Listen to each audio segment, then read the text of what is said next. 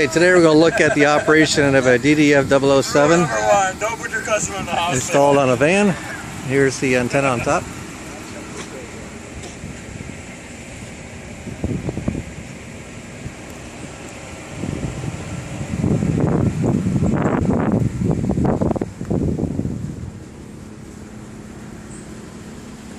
Cable comes inside through the door.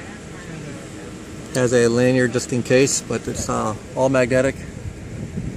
Very, very, very tough. It's very hard to lift off. There's no problem there. And there's a transmitter that's going to be hidden a couple miles from here. We're going to see how effective this tool is in locating RF interference. So we've got our signal. We're going to do our correlated interferometry measurements. And where should it go to? And we're building this cloud. It's basically a cloud of probability. You need to find a way out of this parking lot.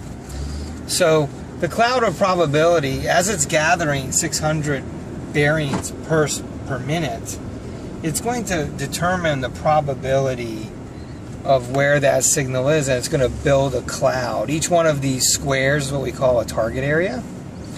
And as we start to see 3, 4, 5 target areas, that's telling me that the algorithm has probably collected close to 2,000 bearings.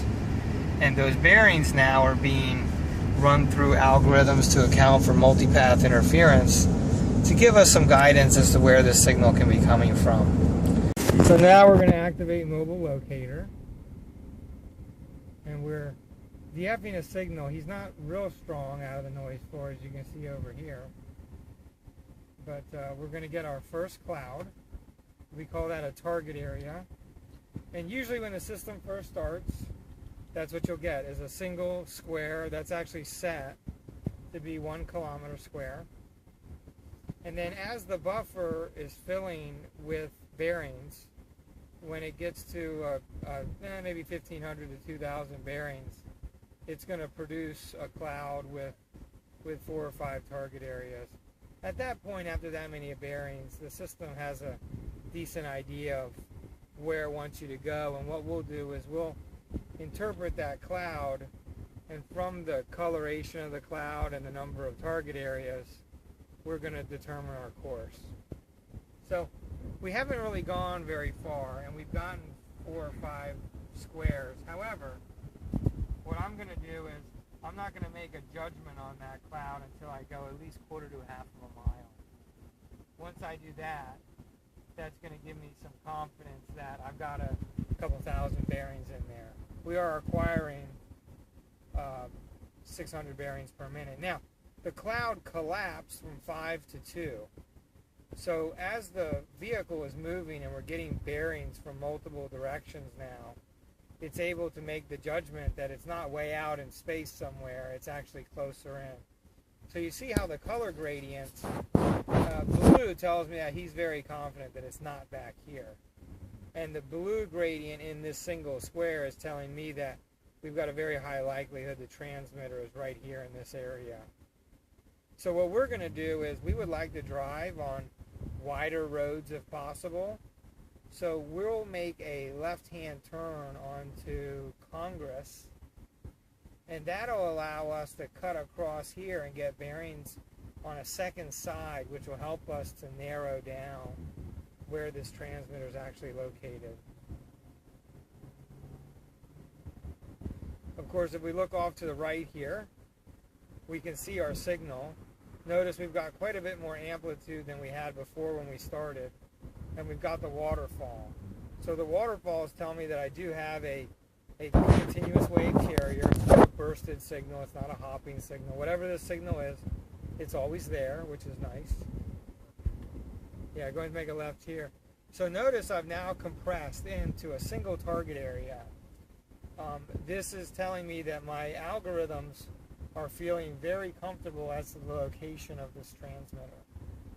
And notice that this yellow circle is actually quite dense now. So as we come up this side street, we should get a fix on this. And I'm actually going to zoom in on that so it'll help us see our roads a little bit better. Left or right? No, just stay straight on Congress, please. I want to generally, if I can, I would like to pick wide, straight roads, or at least with gentle bends.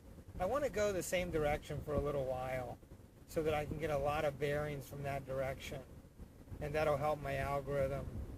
The fact that you can see the bearing line here and they're all cutting through this yellow circle can give you a little bit of confidence that the transmitter is over there and we've passed it. However, always remember that in high multipath environments, that line of bearing may be very accurate, but at the same time very wrong, because it's actually giving you the bearing of a reflection.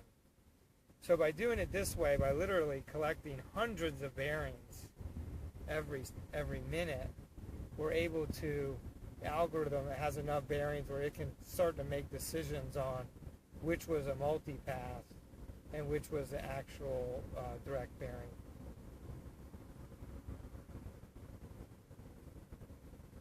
So there we go. The secondary algorithm has put a fix. Go ahead and get in your left-hand lane, please, Jeff. And we'll make the next possible U-turn. Once we get the red circle, by the way, see how a second blue square has come up? That's an indicator. If I look at a screenshot that someone sends me of this and they have questions, I know the direction of travel they were going based on the colorization of the squares. The blue square coming up tells me that I'm going away from my signal. So we did get the red circle. The red circle says, hey, we believe the transmitter is right in here. That's also where our yellow hotspot is. And so we're now going to drive to that red circle, and we should find our transmitter. And I'm going to zoom in a little bit more just to look at it. Looks like the right side. It's on the, you're going to make a right, and I can't read the road name. Broken Sound Parkway? Yeah. Make a right on the Broken Sound Parkway. And then when you make that right, go very slow, because the circle is to the left of that intersection.